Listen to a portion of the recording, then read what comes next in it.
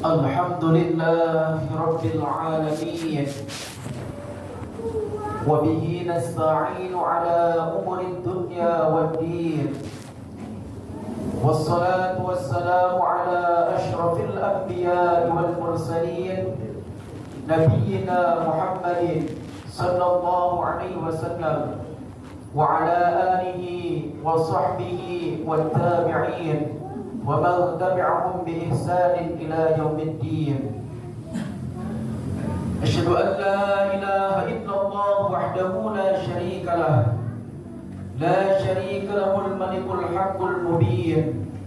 Wa asyhadu anna sayyidana Muhammadan abduhu wa rasuluh shadiqul wa'dil amin.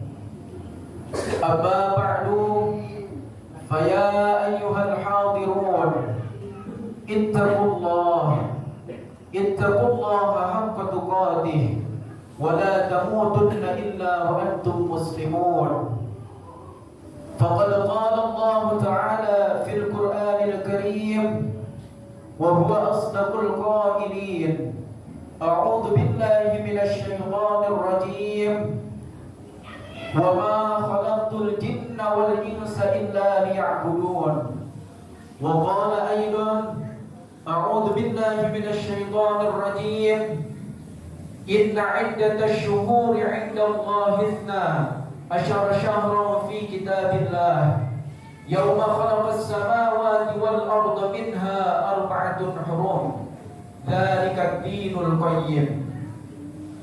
Hadirin jamaah salat Jumat rahimakumullah, puji syukur marilah kita panjatkan kehadirat Allah Subhanahu wa taala, di mana pada siang hari ini kita masih bisa melaksanakan rutinitas kita setiap satu minggu satu kali, yaitu salat Jumat berjamaah.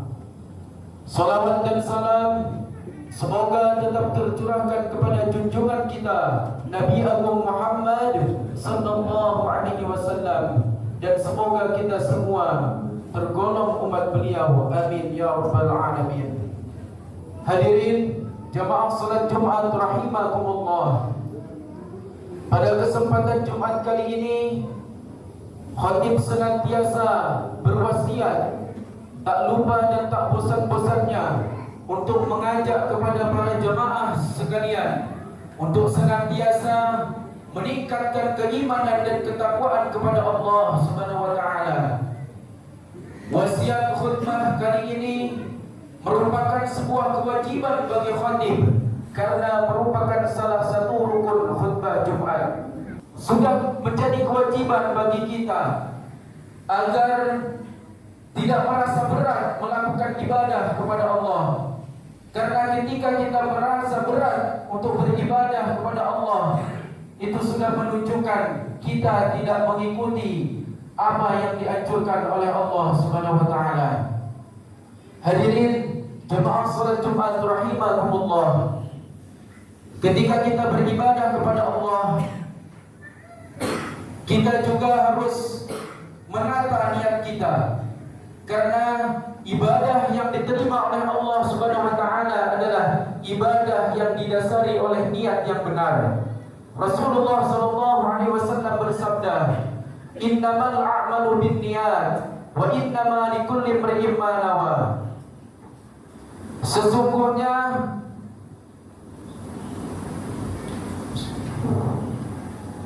segala sesuatu itu tergantung pada niatnya, dan setiap orang akan mendapatkan sesuatu sesuai dengan apa yang diniatkan. Hadis riwayat Imam Bukhari dan Muslim.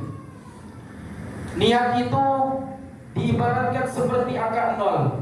Angka 0 itu tidak berarti apa-apa walaupun jumlahnya banyak. Tetapi ketika angka 0 itu ditaruh angka 1 di depannya, maka akan berarti. Sama seperti ibadah. Walaupun ibadah yang kita lakukan banyak, tetapi tidak didasari dengan niat yang benar, maka itu kurang baik. Maka dari itu kita harus selalu menata niat kita agar supaya ibadah-ibadah yang kita lakukan senantiasa Allah terima. Hadirin jamaah salat Jumat rahimakumullah, Rasulullah sallallahu alaihi wasallam bersabda, niatul mukmin khairun min amali. Niatnya seorang mukmin itu lebih utama dari perbuatannya. Hadis ini juga dipererat oleh hadis yang diriwayatkan oleh Imam Bukhari dan Muslim, yang artinya sesungguhnya Allah Subhanahu wa taala mencatat perbuatan baik dan perbuatan jelek. Lalu Allah Subhanahu wa taala menjelaskannya, barang siapa yang berniat melakukan kebaikan walaupun dia tidak melaksanakannya, dia mendapatkan satu pahala. Dan barang siapa yang berniat untuk melakukan kebaikan lantas dia mengerjakannya, maka Allah mencatat baginya pahala 10 hingga 700 kali lipat kebaikan. Hadirin jemaah salat Jumat rahimakumullah, pada hari ini kita masih berada di satu bulan mulia, bulan yang sangat diistimewakan, yaitu adalah bulan Muharram. Allah Subhanahu wa taala berfirman di dalam Al-Qur'an surat At-Taubah ayat 36. A'udzu billahi minasy syaithanir rajim. Inna 'iddatash shuhuri 'indallahi 12 syahran fi kitabillah. Yauma khalaqas samawati wal arda minha arba'atun hurum. Dzalika ad-dinul qayyim. Sesungguhnya jumlah bulan menurut Allah Subhanahu wa taala adalah 12 bulan. Sebagaimana ketika Allah Subhanahu wa taala menciptakan langit dan bumi, di dalamnya terdapat 4 bulan mulia. Itulah ketetapan agama yang lurus. Maksud dari ayat tersebut adalah tidak semua bulan itu berkedudukan sama. Tidak semua bulan itu kemuliaannya sama. Di dalam Islam ada 4 bulan di luar Ramadan yang sangat mulia, yaitu bulan Dzulqa'dah, Dzulhijjah, bulan Muharram dan bulan Rajab. Maka dari itu, di bulan-bulan itulah kita harus memanfaatkan sebagai momentum untuk ikhtiar, memperbanyak beribadah, memperbanyak dan mendekatkan diri kepada Allah Subhanahu wa taala. Banyak sekali amalia-amalia yang bisa kita lakukan di bulan Muharram. Salah satunya adalah puasa, zikir, sedekah, menjalin silaturahmi, dan masih banyak sekali amalan-amalan yang bisa dilakukan. Bulan Muharram itu terdiri dari 4 huruf. Ha, huruf mim, huruf ha, huruf ra dan huruf mim. Mim yang pertama adalah mujahadatun nafsi, memerangi hawa nafsu. Huruf yang kedua adalah ha, hifdzul hurmah, menjaga kehormatan. Dan huruf yang ketiga adalah huruf ra, ridallah, ridhonya Allah. Dan yang keempat adalah huruf mim, mahabbatullah, cintai Allah Subhanahu wa taala. Di dalam kitab Ihya Ulumuddin, Imam Al-Ghazali telah menjelaskan istilah al-ashhur al-fadilah, hari-hari utama. Menurut Imam Al-Ghazali, di setiap harinya, di setiap minggunya ada waktu-waktu utama. Beliau juga menjelaskan istilah al-ayyam al-fadilah, al-ashhur al-fadilah, bulan-bulan utama.